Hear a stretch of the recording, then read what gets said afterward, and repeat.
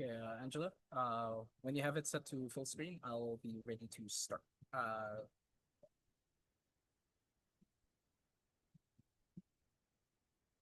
Okay, so we're the group that's handling classical realism. There's me, Gochiako, Granfield, Lego, Lim T, me, Nicolas Sora, Vargas, and Wong. So first, our analysis here is that the main referent object that we have is the Korean people. The excuse me. The main securitizing actor would be the leaders of both North and South Korea, and the existential threat is the obliteration of the real Korean state. Sorry for interrupting, Ronan, but could you move a little closer to your microphone so that your voice is more audible? Thank How you. about this? Is this okay? A little bit more. Can you speak a little louder? Uh, okay. Wait. Let's see. Oh, wait. I think it might be my microphone volume. Give me a second. Let me try to improve that. Okay, how's this? Okay, that's much better. Yeah, okay, that's good. All right. So, as I was just to slightly repeat, just to make sure that I was clear, our main referent object would be the Korean people. The securitizing sector is or actor is the leaders of both Koreas, both North and South, and the main existential threat that we've identified is the obliteration of the real Korean state. The real Korean state either being the one true Korea from the side of North Korea or the unified Korea from South Korea, with the two sides having come to peace. Now, both Koreas believe themselves to be the real Korean state, and that the other party is holding the citizens of that is holding the citizens captive and must be saved. The main source of anarchy would be that there is no central authority able to reconcile differences or help in unification, and that the institutions themselves are not suitable to resolve the issues, as the ideological differences between both North and South Korea essentially make them aliens within their own state. So the only state actors that can resolve this issue are are yeah is the figure is the head of states of either North and South Korea. Any foreign intervention would only escalate the issue. So next slide, please. So let's look into motivations. Human nature is the key driver of conflict, as is stated by the theory of classical realism. So Kim Jong Un and his party are power driven and insecure and motivated by state survival, but not but to be more specific, the survival of their regime. The idea that their party and thus the figurehead of the state losing that power is seen as irreconcilable difference that they cannot allow to happen. Meanwhile, South Korea is also motivated by state survival and threatened by the volatile and militaristic nature of North Korea. Both sides are heavily influenced by either the Soviet Union or the United States in the in the early stages of said nations back during World War II, where both Koreas were being used as staging grounds to attack Japan during its initial invasion. But because of the ideological differences that was also brought in to help with the liberation of Korea, both ideas became too heavily entrenched to remove from the ongoing culture that had been in Korea. So then let's discuss the dimensions that could be found within this conflict. So the First part that we'd like to mention is that it is a political conflict between authoritarianism versus democracy. In terms of military, it's a it's a contrast between classical realism's bolstering of military capabilities on your own versus the liberalist the liberalist approach of having strength through alliances. The main implications that we've come to understand on this particular issue is that both states are acting on their own self-interest. And based on human nature, a North-South Korea unification is unlikely. Since South Korea has close partners with the US, which is the current hegemon, and North Korea is close to China, which is the main challenging want to be hegemon, continued tensions will spill over into a great power competition that could affect the region. So, under classical realism, the only likely and true way for the two Koreas to reconcile is a complete and total annihilation or domination of one side or the other. Next slide, please. So, from a classic realist perspective, the main primary solution would be that both states would continue to bolster their fences and keep a balance of power to avoid conflict, which is the most peaceful, but not likely to last indefinitely. It's essentially trying to maintain the status quo, which has been happening for quite some time now. Or policies in politics should be made in mind that this assumption of reunification is impossible, meaning that it is likely, in one way or another, conflict will resume. So the alternative to this would be to quickly destroy any means of resistance and to negate the possibility of nuclear deterrence. Though this is a difficult piece of advice that to give towards North Korea unless it is able to ensure that it has China's interest to also be fighting directly into this conflict. So, to end this off, our reflection is that the long-standing division between North and South Korea reflects deep ideological, political, and historical differences. It can shape national identity and foreign policy. It shows that conflicts rooted in opposing beliefs and external influences are difficult to resolve, especially when both sides see themselves as the rightful representation of a nation's true identity, and when those ideologies become deeply ingrained in the identity of that nation. So this situation teaches us that in that international politics, lasting stability often matters more than an idealistic unity, as states prioritize survival over reconciliation or cooperation. That is the end of our presentation. Thank you everyone for listening to us throughout this entire presentation. Thank you again. Okay, thank you so much for that. Before I ask questions, are there any questions and comments from the audience? Anything you'd like to ask about how they applied classical realism? You can raise your hand.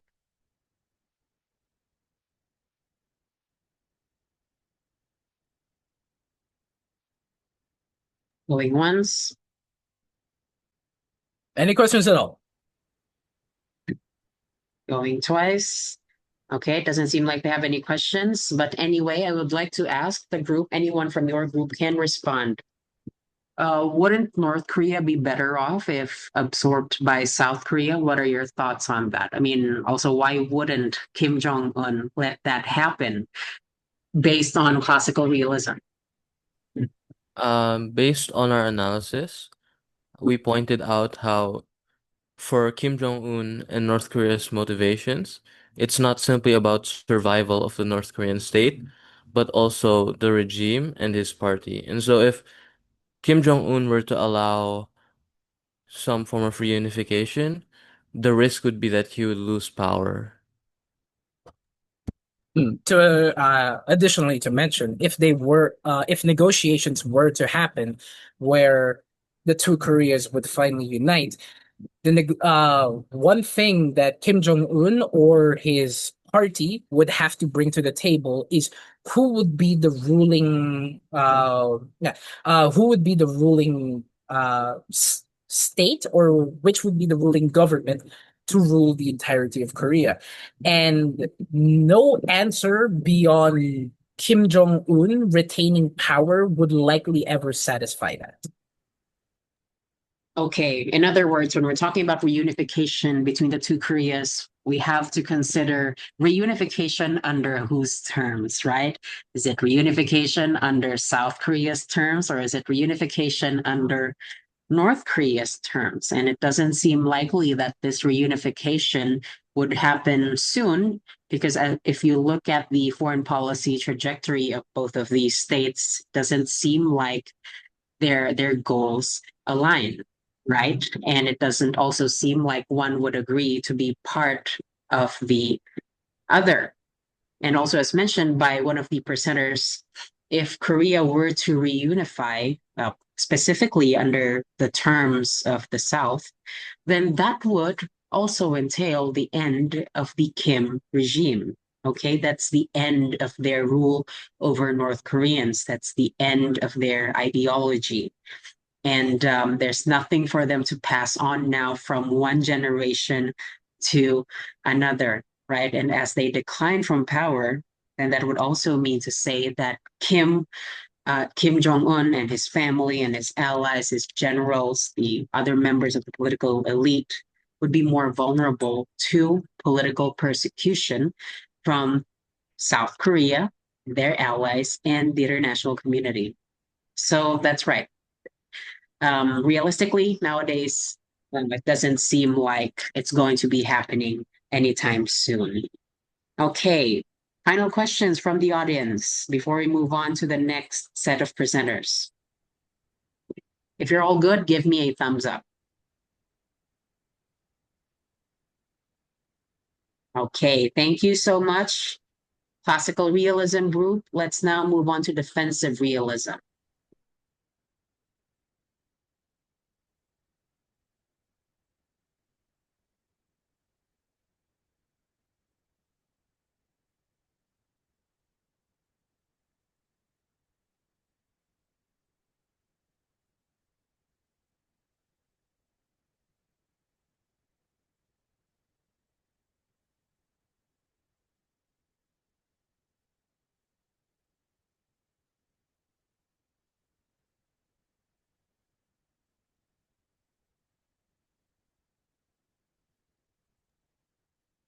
Defensive realism, are you ready with your presentation? Yes, sure. Minor technical difficulties. Okay, all right. Just 2 minutes, please.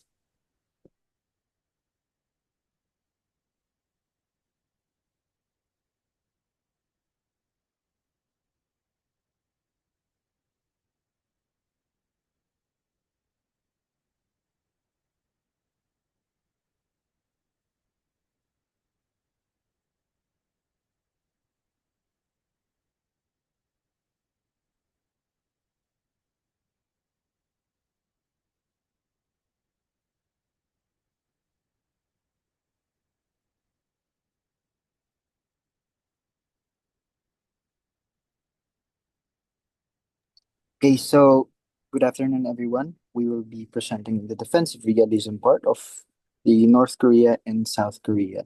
Uh, North Korea and South Korea security. So first, let's talk about the historical context on how the 38th parallel was made.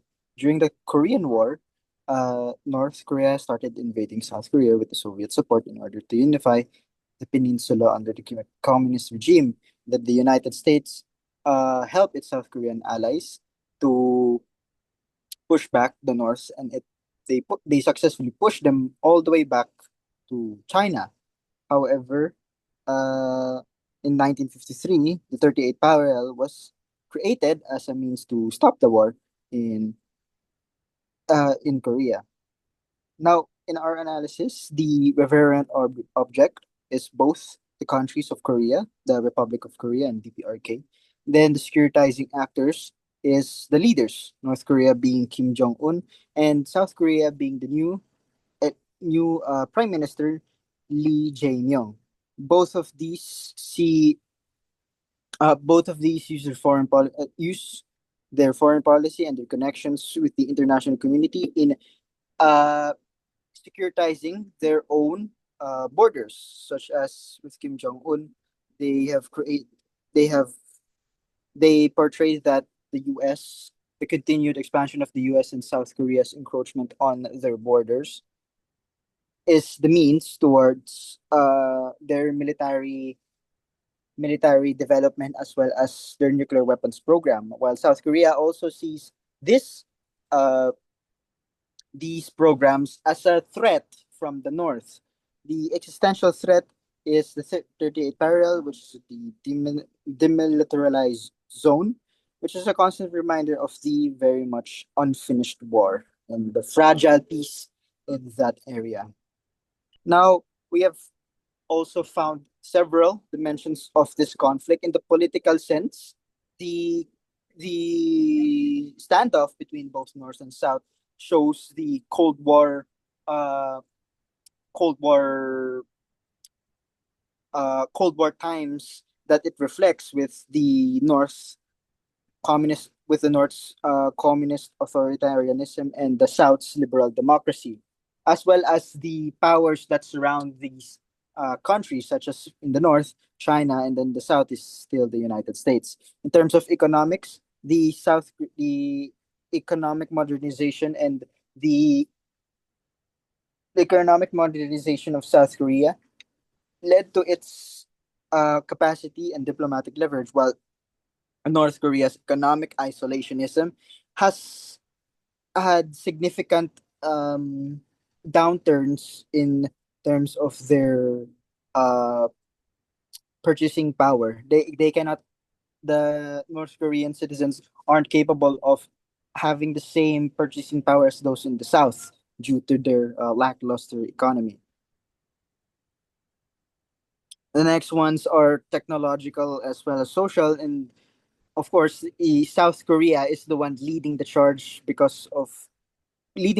while North Korea's focus on nuclear deterrence is uh, the only way they can answer both in terms of answer in the economic, technologic, and the military sense. In the social, the use of propaganda in the North is frequent uh, in order to pacify the citizens to adhere to the communist ideology, while South Korea's more liberal democracy is capable of representing uh, all facets of the political spectrum and as well as the civil society movements.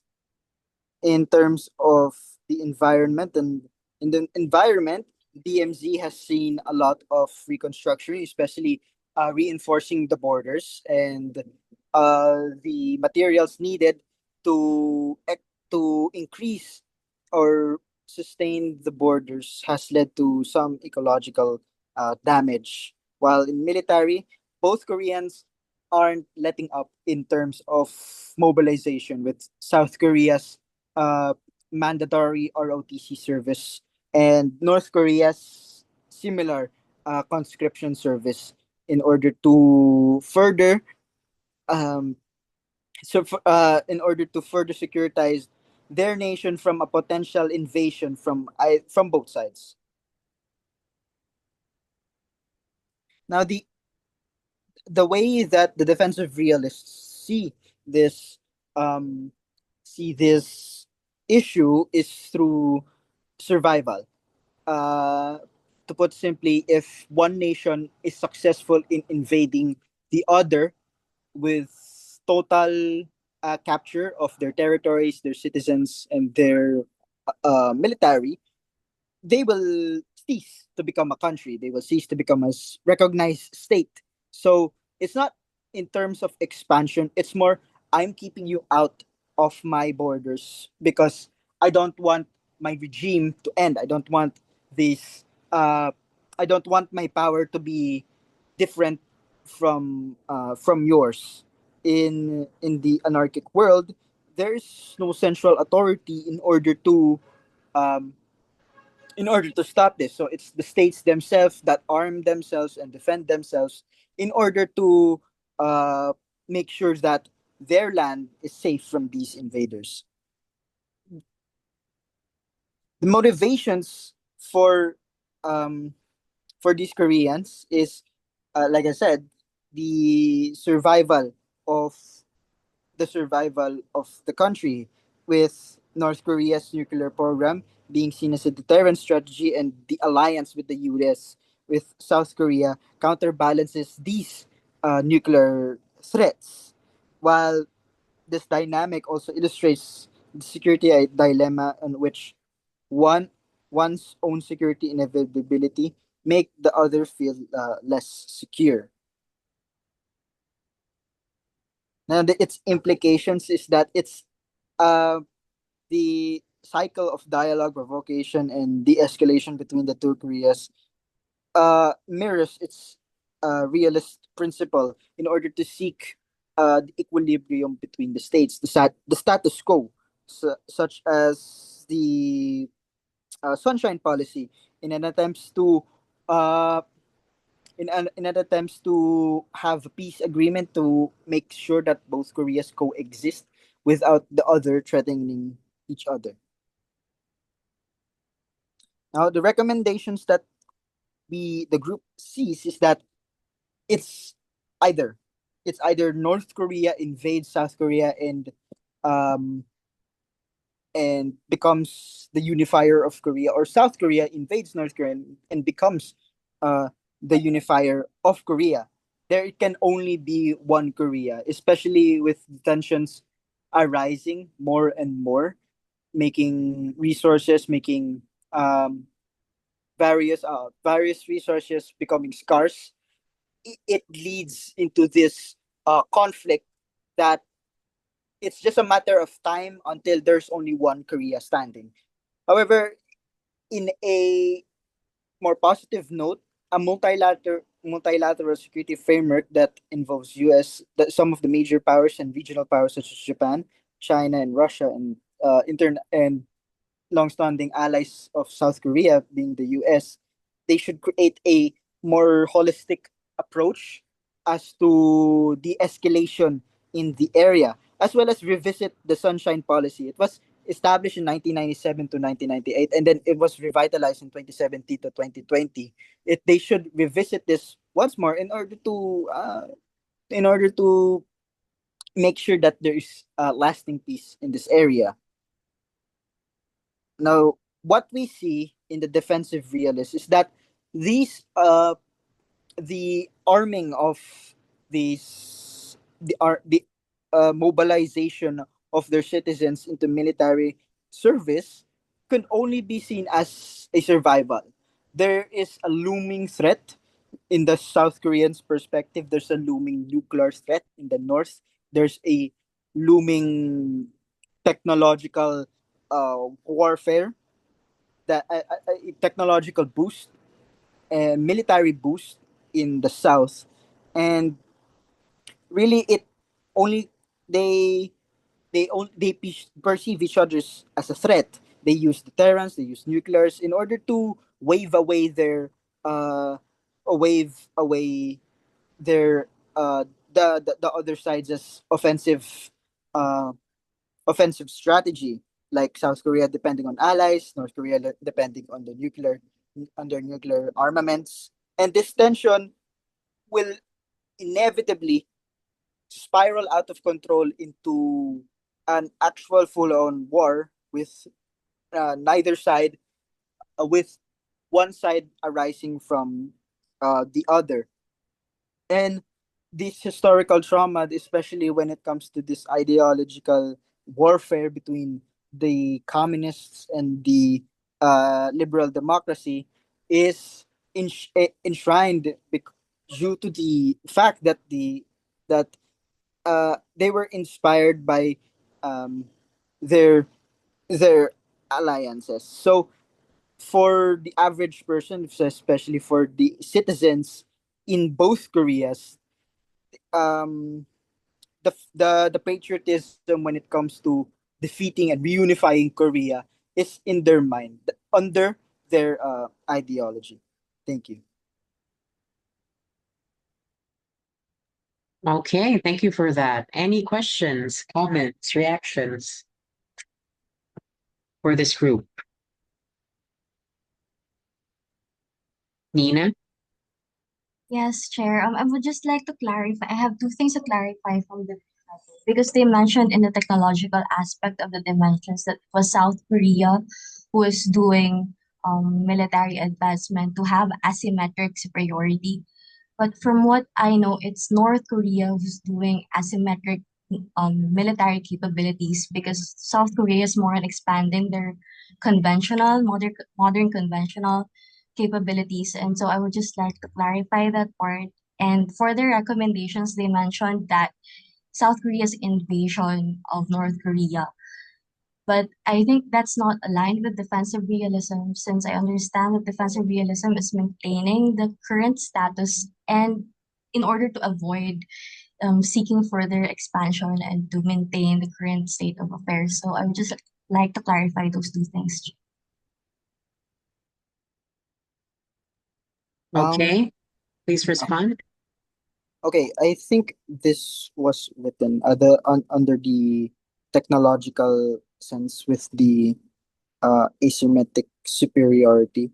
Um, I think I believe that Marvin could be able to answer this question, but I don't think he is here currently.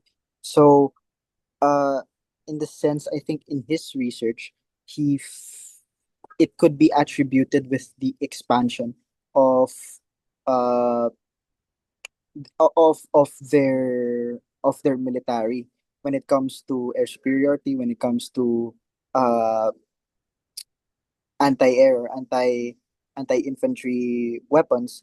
I think that that could be attributed with its technological expansion. And since that North Korea's military, their deterrents usually are from the Soviet era, whereas Korea has much more faster, much more um advanced weaponry than the other. Uh, in terms of the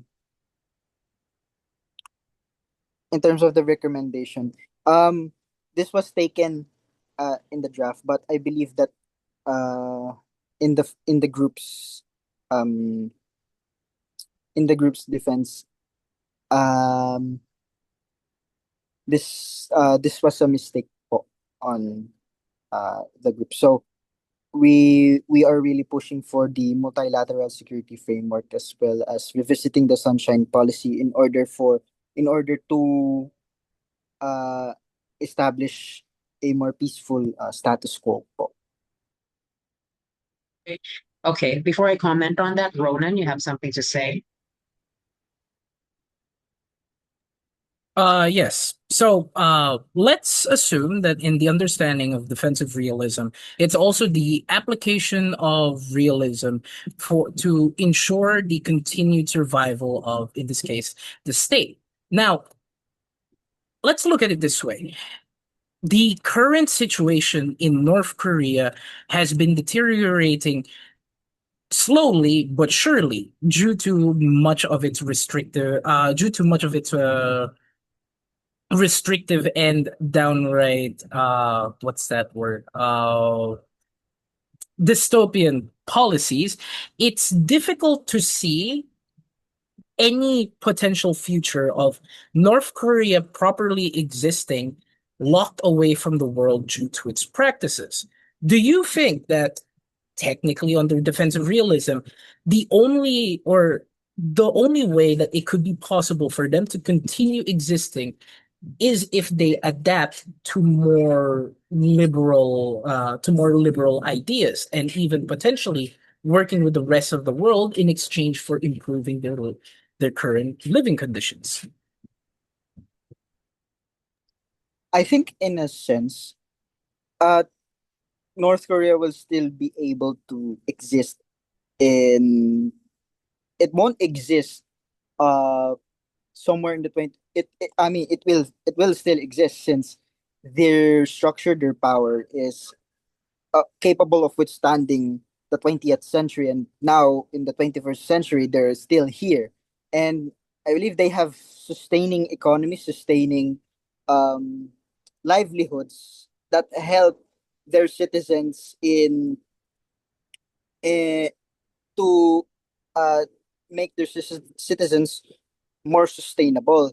So in terms of cooperation, I believe that uh North Korea, correct me if I'm wrong, but I think North Korea is with talks with China in terms of bilateral uh, relations. So even though they are a bit isolationist, they still work with other countries similar to their ideology, similar to their political views. Yeah. Thank you, Okay. thank you.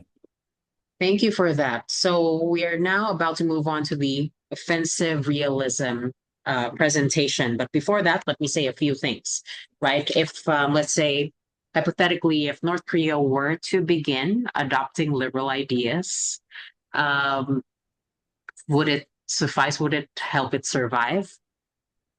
The answer to that would most likely be a resounding no.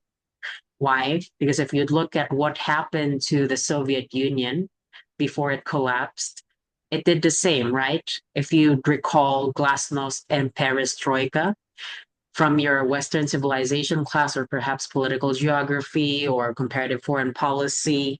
So it should tell you why North Korea wouldn't see this as a great idea if it were to ensure its survival. Because when the Soviet Union opened up to the rest of the world, they became more open to liberal ideologies, to market capitalism, so on and so forth. It, of course, resulted into more information going in and making their way to their population, which gave them what? A heightened sense of awareness, a heightened sense of inequality, which resulted eventually into disillusionment and contributed to the collapse of the government structure and that dissolution of the state itself. So it doesn't seem likely that North Korea would want to go down the same path.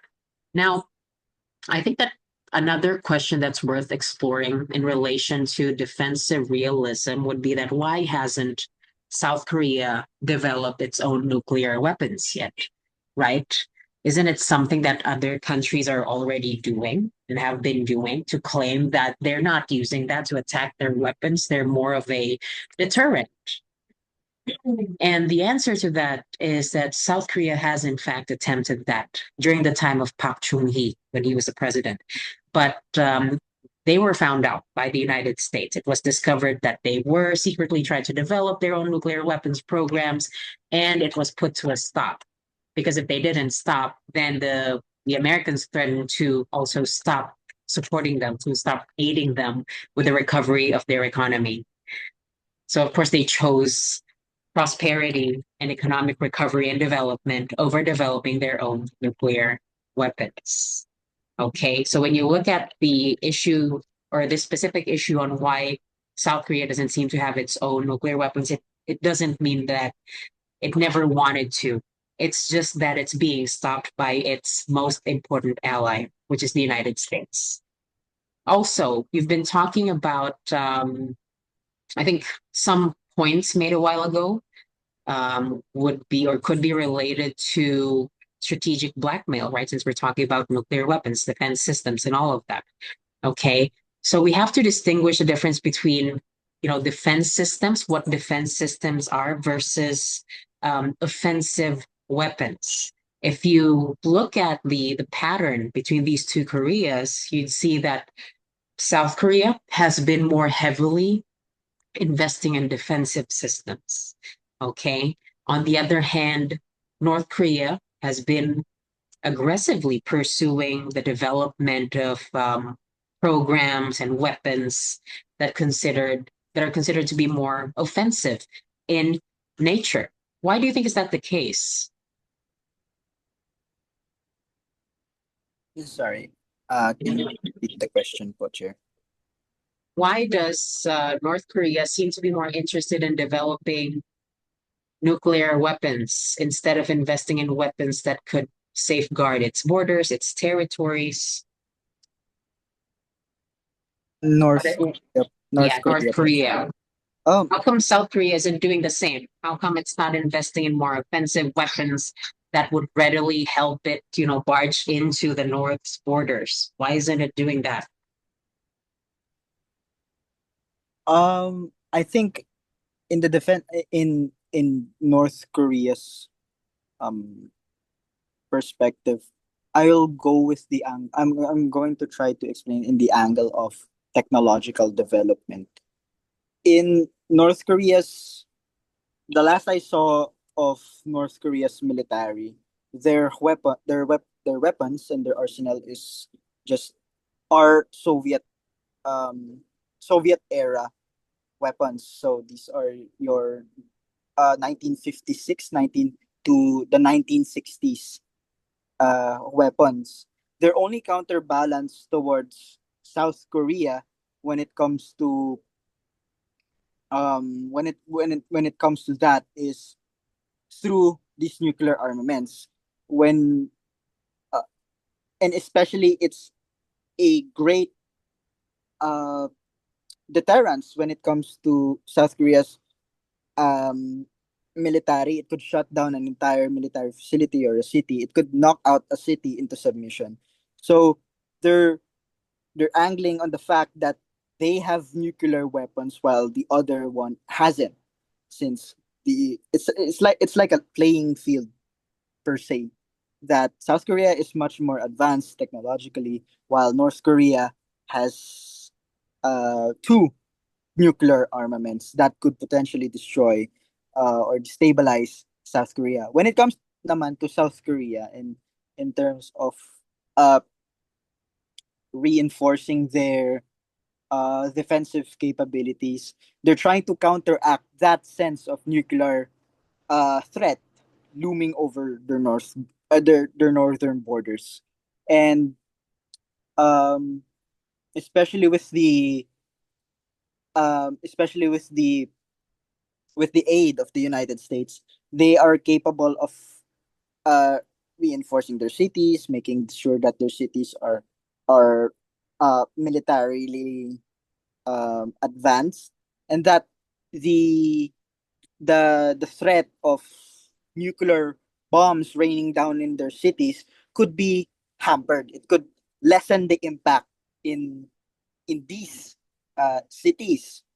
So I think that uh, it's a matter of who has the bet.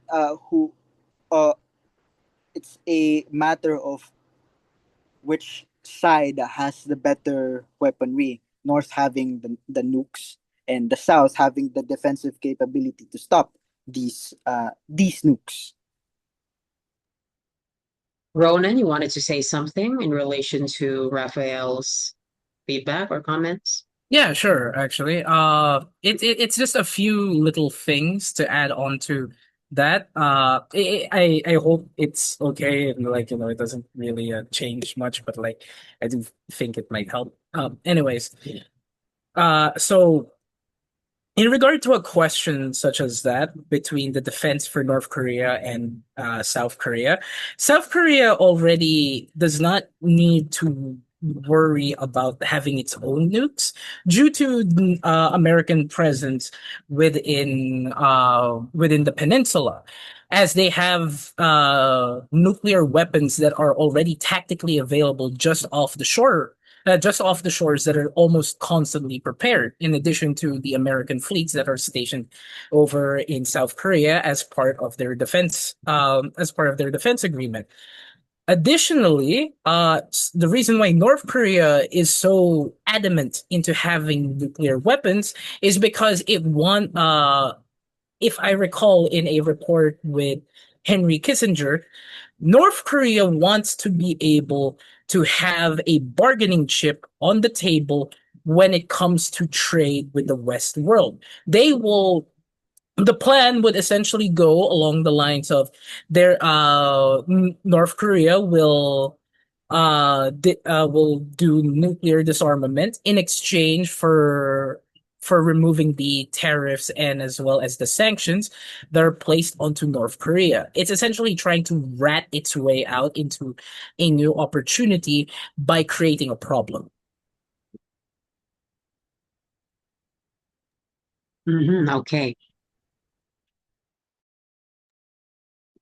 Now, I was just about to get to the alliance between the United States and South Korea under Donald Trump.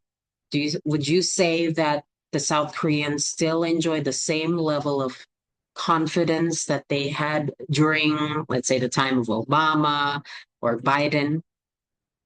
Do you believe that they would still see the United States as a reliable ally, specifically or particularly when it comes to, dealing with North Korea? Anyone from the group of presenters can comment.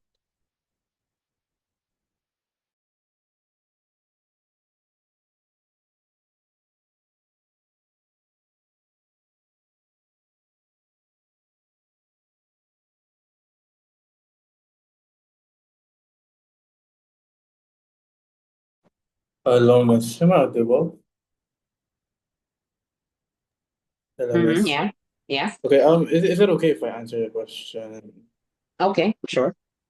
Okay, so in regards to your question, Miss, from a defensive like realist sense, under Donald Trump 2025, South Korea's confidence in the with the U.S. can still be as a reliable security partner as mixed and can be mixed and more uncertain compared to the Obama era. From a defensive realist perspective, these states really prioritize maintaining security and stability rather than extending power. Thus, South Korea's perception of U.S. reliability is really tied to whether American policies reduce or heighten regional insecurity. As we can recall, from Obama's administration, specifically the thing called strategic patience approach of the Obama administration, though it's really widely criticized for being passive, at least maintain policy continuity and alliance assurance. The US ROK alliance operated under predictable diplomatic and military coordination, aimed at really deterring North Korea through reliable extended deterrence. So to give a more concrete answer to your question, Miss, in contrast, under Trump, the unpredictability and transactional nature of U.S. foreign policy introduced new insecurities between the alliance of South Korea and the U.S. in regards to North Korea, because Trump's calls for South Korea to pay more, quote unquote, pay more for U.S. troop presence, his consideration of withdrawing forces, and his unilateral summit diplomacy with Kim Jong Un without like close coordination with Seoul, all challenge the perception of alliance reliability. And from use if I'll further use defensive realism, such unpredictability undermines the balance of power and risk, like provoking North Korea by weakening deterrence. Yes. Okay, thank you. So I wanted to ask more questions, but it seems that we're about to run out of time. We're now ready for the third group. Thank you so much, defensive realism. Let's move on to offensive realism. Good afternoon, everyone. I'll be discussing the inter-Korean relations through the offensive realist lens. For North Korea, the existential threat lies in the potential collapse of the Kim regime and the infiltration of foreign ideologies, especially democracy. For South Korea, the threat is far more physical, the risk of a nuclear strike that could devastate the entire nation. Essentially, the very existence of one threatens the survival of the other, politically, ideologically, and militarily. In this case, the referent object for North Korea is the Kim regime and their Juche state ideology, while for South Korea, it's their nation as a whole. The main securitizing actors are the leaders of both Koreas, supported by their respective allies. Kim Jong-un has recently criticized the US and South Korea for threatening his country's security, justifying the acceleration of North Korea's nuclear program. Meanwhile, the United States portrays North Korea as a rogue state, using military deterrence and alliance commitments to protect South Korea and maintain regional stability. Offensive realism views anarchy as the absence of a global authority, compelling states to rely on self help and power maximization. The uncertainty about others' intentions drives continuous competition and potential conflict. In this regard, North Korea's motivation is simple: regime survival. Its nuclear program serves as leverage to extract concessions from the US. South Korea, on the other hand, seeks to secure the survival of its nation and maintain economic growth by aligning with the US and investing heavily in defense. Now let's examine the issue across the 6 dimensions. First, the political dimension. With the preservation of the ruling regime and the Juche state ideology at the forefront of North Korean politics, it leverages external threats to legitimize rigid control and suppress internal dissent, while South Korea employs soft power and alliances to expand influence. In the economic dimension, North Korea's military first policy cripples its economy, while South Korea leverages its economic strength through sanctions and defense spending. Socially, North Korea enforces complete control of information, viewing external media such as South Korea's Hallyu or cultural wave, which also represents the South's soft power success, as existential threats. And in terms of technology, North Korea expands nuclear capabilities as offensive posturing. The South responds with US defense systems like the THAAD, intensifying the arms race. And when it comes to the environmental aspect, the North Korea's deforestation and pollution is worsened by their resource diversion to the military and spill across the border to South Korea, deliberately at times. And as for the military, North Korea relies on nuclear deterrence, while South Korea depends on the US nuclear umbrella and modernized conventional forces. So, what are the implications? Both states have taken firm militarized approaches.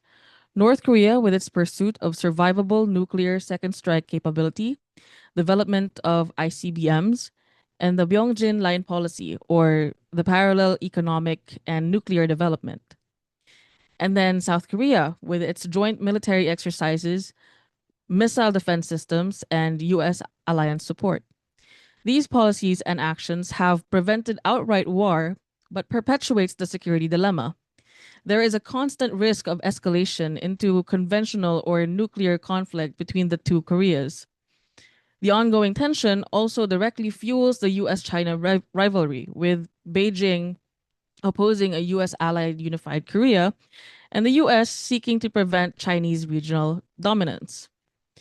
Beyond geopolitics, the conflict hinders progress towards the SDGs, particularly peace, poverty reduction, and environmental protection. The offensive realist perspective makes it difficult to find a solution for the conflict, but there may be ways to prevent full escalation. Confidence building measures, confidence building, such as allowing family reunions, can build minimal trust without compromising core security. Reducing propaganda that fuels hostility can also be done. Maintaining credible deterrence ensures that the cost of aggression remains too high for the other party to act. Economic incentives in exchange for gradual denuclearization, and although complete denuclearization may not be on the table, establishing good US North Korea relations might provide some form of stability. To conclude, offensive realism was able to explain the core dynamics of inter-Korean relations: power, survival, and security dilemma. Both sides are trapped in a cycle of fear, mistrust, and power maximization. However, it cannot fully explain moments of cooperation, such as South Korea's Sunshine Policy, which sought to reconciliate through engagement rather than confrontation. Constructivism could be applied to explain how both states perceive each other and if there is an avenue to reconstruct this perception to establish a more amicable relationship. Another theory worth exploring is defensive realism to explain how the relentless pursuit of power by both states could actually put them in more fragile security situations. That's all. Thank you. Okay, thank you. We have questions from the audience. Any questions, comments, clarifications you'd like to make about how they applied the theory in relation to inter-Korean relations?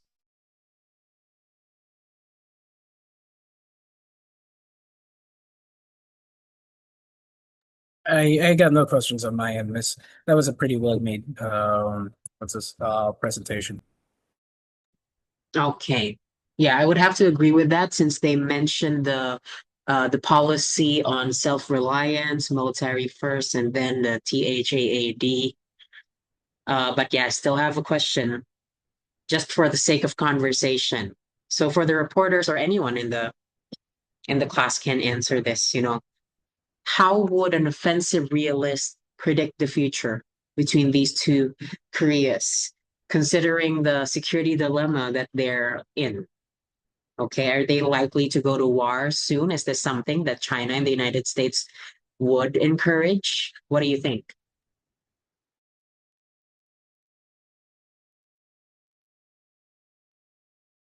May I, Miss? Okay, yeah, Ronan, go ahead. Yeah, so again, not part of the group, but I do think of this as a rather as an interesting question. Because we actually have an example of something like this happening in the question. That being the actions of Vladimir Putin during his time as president or ruler of Russia. As the Kremlin, he wanted to restore a great portion of the original Soviet Empire as he's come to mention. And a lot of his actions have been either by doing proxy wars with the original territories or outright succession and political destabilization of those regions. Seeing this as an if we view this as an example of offensive realism in the sense of removing any potential detractors and as potential allies for NATO, and by extension, NATO encroaching upon Russian territory, we could kind of imagine a potential action plan that South Korea would do in the event that they do something similar. We could potentially foresee that South Korea or that North Korea will immediately try to do will immediately try to attack Seoul as if it had as in the same way that Russia had attacked Kiev in Ukraine, trying to essentially cut off and decapitate the South Korean government before it has any chance to react to the attack. That's all on me. Okay. Yeah, so you believe that when push comes to shove, then it is likely that North Korea would come straight for Seoul, right? To make sure that it hits all the right arteries or the critical arteries. Okay, Nina. I actually read that John Mortimer, the proponent of offensive realism, was asked whether South Korea should pursue nuclear deterrence because it was mentioned before that they were not doing it because US is stopping them. But with the Trump administration, offensive realists would argue that South Korea pursuing nuclear advancement would be rational in the current state of affairs. Okay, yeah, I think that that's also an interesting perspective there, that maybe it's time for South Korea to finally develop its own nuclear weapon systems. But how do you guys think would China and Japan react to that? Of course, we already know what North Korea's reaction would be. But do you think that they'd be happy to know that South Korea is also finally developing its own weapons and joining the big boys club?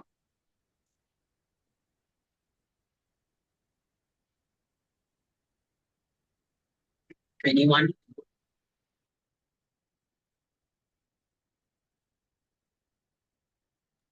Would this essentially make Northeast Asia safer, or would it spiral into a grander scale of security dilemma?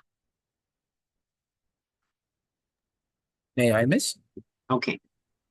Personally, I think it would increase, in terms of local tensions, it would decrease the potential for conflict, but it does increase the potential of tensions within within any countries within the region.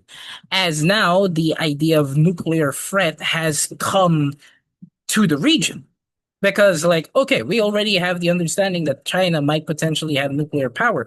But if we turn the idea of nuclear power to nuclear war, more and more potential conflict could arise just from the unsafe feeling of having people or neighbors who are capable of nuclear retaliatory strikes or even nuclear first strike capabilities, which leads back to the old mad theory of deterrence. We would have to ask the question, is mutually assured destruction really supposed to be our only answer here?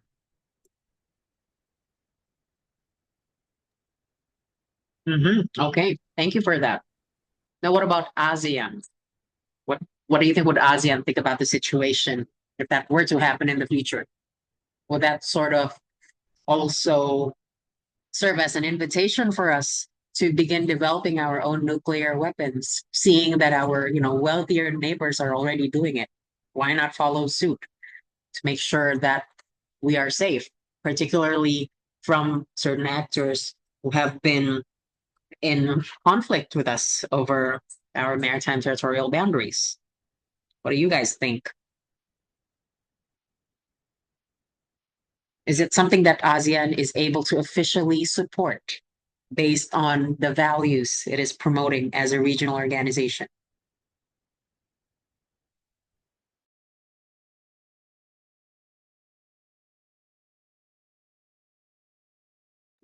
Go ahead, Tyrese.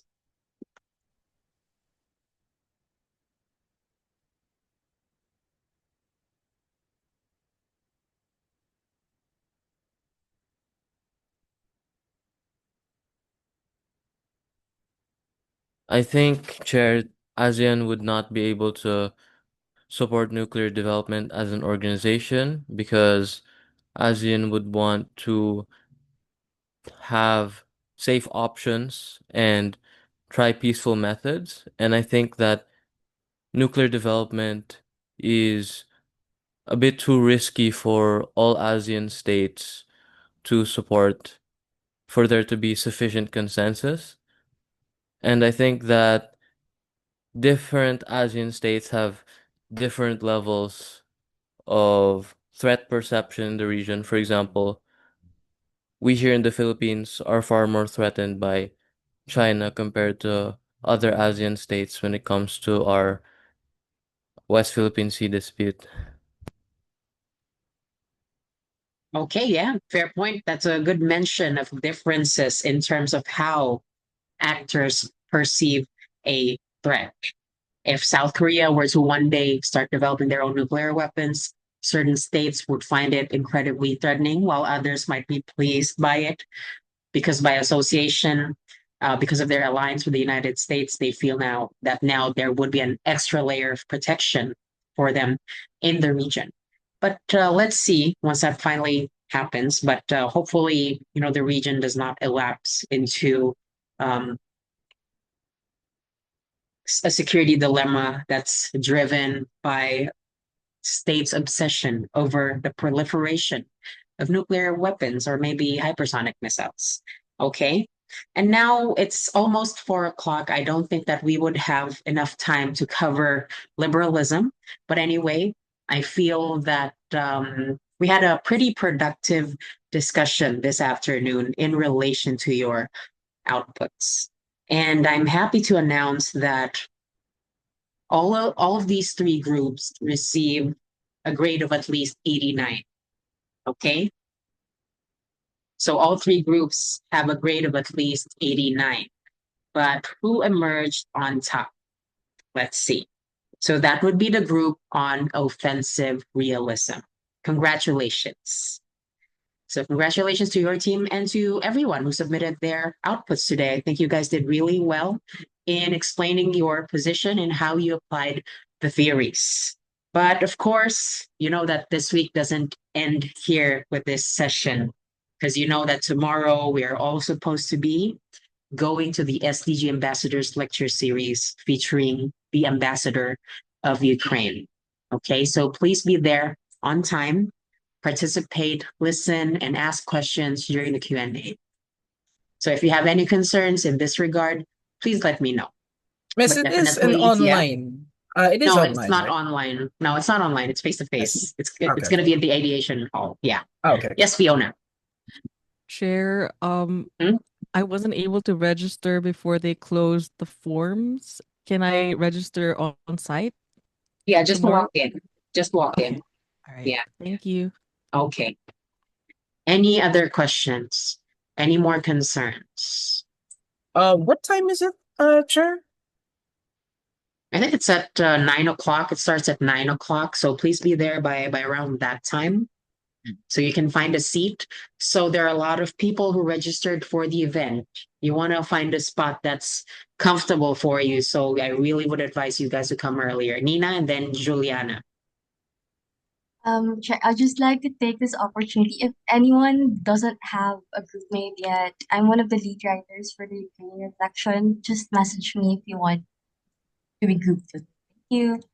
Okay, thank you for that, Nina. Once again, if you haven't found a group mate yet for the short paper worth about 500 to 1,000 words in relation to tomorrow's topic, please talk to Nina. She's still looking for group mates. Juliana, yes, go ahead, please. Hello, good afternoon, Chair. So I'm actually going to be a protocol officer for the SDG lecture series tomorrow.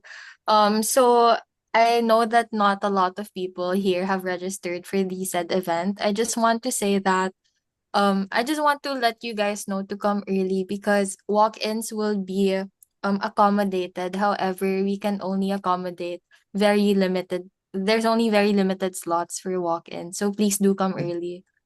Before 9 would be the best time.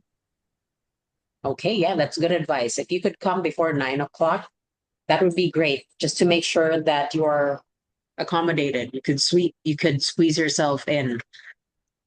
Because after all, tomorrow it won't be just us. There will be guests. There will be students from senior high. There will be students from tourism management too and other programs. And yeah, I think that the registration is already full or almost full, which is why, yeah, it's really important for you guys to show up early tomorrow morning. Anything else? Any more questions or concerns? Violent reactions? So please do read up, okay, on the topic if you're not too familiar with the, complexities. But I'm pretty sure that you've encountered this at least once in your other courses. Rafael, yes. Sorry, Chair. I'll also use this time to say I'm looking for group mates since I'm one of the lead writers as well, similar to Miss Alforte. If anyone wants to group up with me, just message me. Send me an email. Thank you. Okay, perfect. So Rafael Gairlan and Nina Alforte are still looking for people to write the short reflection paper with. Once again, the lead writers are supposed to form a group of three people to write that essay together. Okay. It doesn't mean to say that they will be the ones to solely write the paper on their own. It means to say that they will take the lead in supervising how this output is going to be done. That before it is turned over to me, the lead writer has reviewed it for final editing, for corrections, for fact checking, and that they have approved it before it is submitted by your group. Okay, so please help your lead writers, whoever you are working with, because that's what you are supposed to do. You are being prepared for the real world where collaboration is very much important. Okay, it's not something that you could easily do without, because after all, if you're entering the field of diplomacy, public service, government service, the foreign service, then you can't do everything on your own. Okay, so I hope that you guys would work well with each other and that you would let me know if there are questions or concerns. If you have group mates who have ghosted you, then of course you should be able to remove them with notification first. So if they haven't been responding to your emails, to your text messages whatsoever, so let's say they haven't done so for 3 times, then yeah, by all means, let me know that you're letting them go and let them know too that you have to let them go because they're not participating in the preparation of the output. Okay? So yeah, thank you so much for attending today. I had fun discussing this topic with you, and I'm pretty sure we'll have more fun tomorrow. Yeah? Bye. All right. Goodbye, miss.